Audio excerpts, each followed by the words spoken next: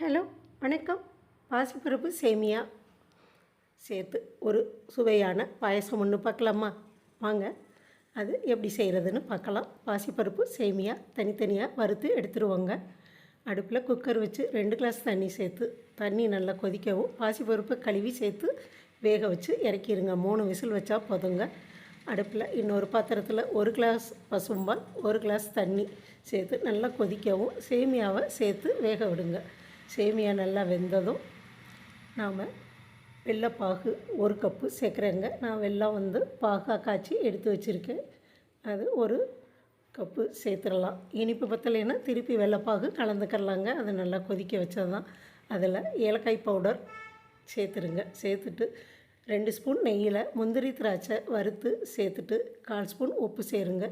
இனிப்புக்கு உப்பு கொஞ்சம் சேர்த்தா தான் இனிப்பு சுவை கூடுதலாக எடுத்து கொடுக்குங்க. ஒரு தேங்காயில் நான் தேங்காய் பால் எடுத்து வச்சுருக்கேன். அதை சேர்த்துட்டு துருவின தேங்காய் 1 மூடி திருவி எடுத்து அதையும் சேர்த்துருங்க. சேர்த்து கலந்து இறக்கி பரிமாறி பாருங்கள். சூப்பரான டேஸ்ட்டோட பாயசம் ரெடி.